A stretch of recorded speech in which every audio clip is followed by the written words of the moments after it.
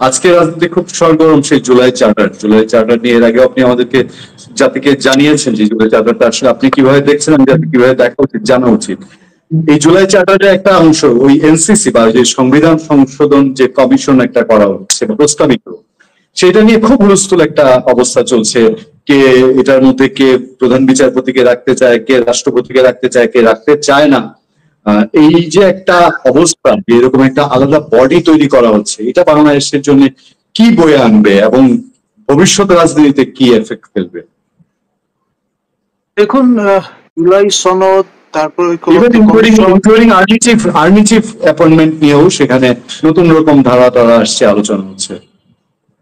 দেখুন, এই পুরো প্রক্রিয়াটির যদি সাঙ্গীকরণ ঘটে, অর্থাৎ যদি বিষয়টি ফলবতী হয়, তাহলে এই রাষ্ট্রের চরিত্র পাল্টে যাবে, খোল নইচে পাল্টে যাবে, এতে কোনো আপনার সন্দেহ নেই।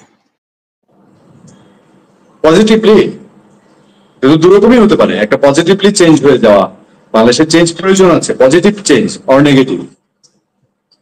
এখন ধরুন, এটা সময় বলে দেবে যে এটি সঠিক লক্ষ্যে অগ্রসর হচ্ছে না রাষ্ট্র খাদের কিনারায় দাঁড়িয়ে পড়ছে। এটা সময় সবচেয়ে বড় আপনার জাজমেন্ট প্রদান করবে, সেই দিকে আমরা তাকিয়ে থাকবো।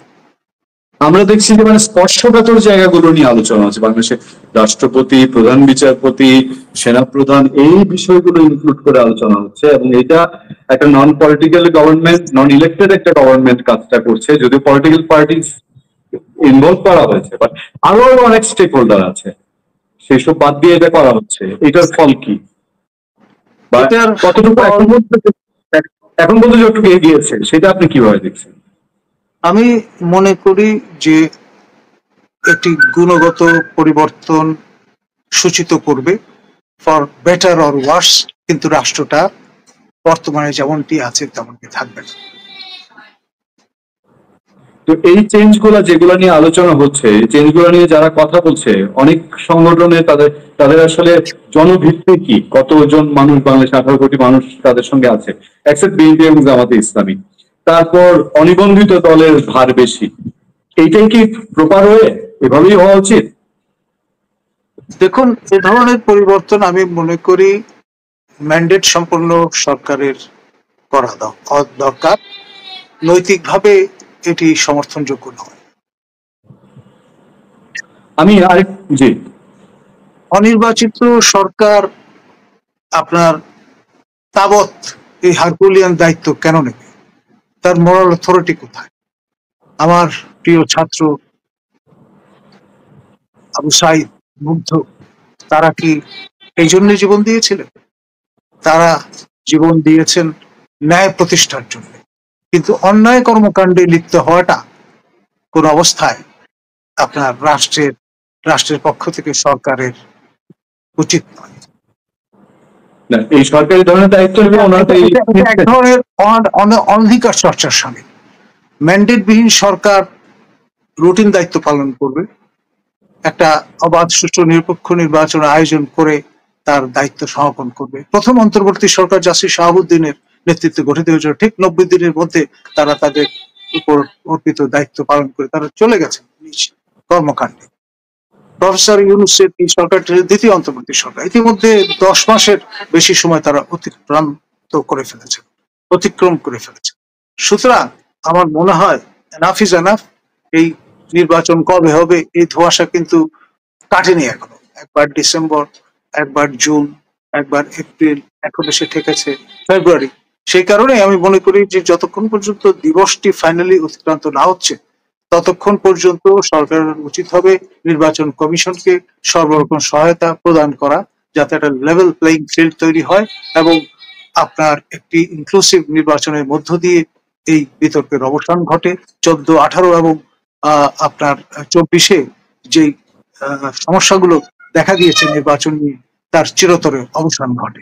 অর্ধেক জনগোষ্ঠী আপনার নির্বাচনে যুক্ত ছিলেন, বাকি অর্ধেক জনগোষ্ঠী আপনার অপাঙ্ক্তেও থেকেছেন, তারই পুনরাবৃত্তি আমরা দেখতে চাই না। এটা তো এই সরকার ঝুঁকি নিচ্ছে। আপনি যাদের সঙ্গে ভলকার টুর্ক মানবাধিকার বিশ্ব কমিশনার, তিনি এর আগে আওয়ামী লীগের প্রবলেম গুলো বলেছে, দোষগুলো বলেছে, আমরাও বলি। আবার তিনি এই কথাও বলছে যে গতকাল কি বললেন যে বাংলাদেশের রাজনৈতিক দল নিষিদ্ধের যে প্রক্রিয়া এটার সঙ্গে তারা একমত না, তার বক্তব্যের দিস তো এটাই। কিন্তু গভর্নমেন্ট তো এগুলো করে না, তারা তো এগুলো এইসব তারা যেটা মনে করছে ভালো বড় বড় কাজ সেগুলোতে হাত দিচ্ছে নির্বাচন ছাড়া। এটা কতটা ঝুঁকিপূর্ণ মনে করেন?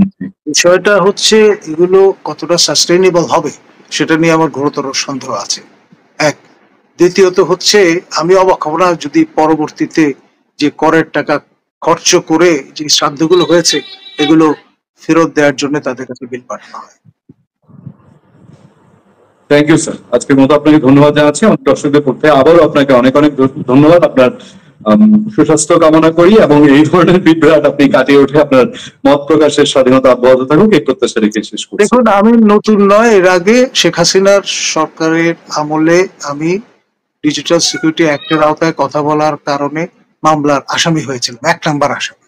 আল্লাহ রহমতে 1.5 থেকে 2 বছর সেই মামলা চলার পরে আমরা দায়মুক্ত হয়েছি, জয়লাভ করেছি। ইনশাল্লাহ আপনার মামলার ভয় দেখিয়ে, গ্রেফতারের ভয় দেখিয়ে, দুদকের স্টিগমার ভয় দেখিয়ে আমাদের ক্ষান্ত করা যাবে না। ধন্যবাদ। আমরাও সেই প্রত্যাশা করি এবং আমরাও সংবাদ মাধ্যমে দেখেছেন, টেলিভিশনে বহুবার আওয়ামী লীগ গভর্নমেন্টের সময় কি ধরনের সিচুয়েশন আমাদেরকে এবং আমাদের পূর্ণিয়ার খোঁজ, পূর্ণিয়ার ভিউতে কি ধরনের সিচুয়েশন আমাদেরকে সামলাতে হয়েছে, এগুলো আমরা দেখে অভ্যস্ত যে একটা সরকার যখন এই জায়গায় যায় তারপর কি হতে পারে এটা তো একবার দেখে ফেলেছি আমরা, বাকিটাও আমাদের সামনে পরিষ্কার। ভালো থাকবেন, সুস্থ থাকবেন। আমাদের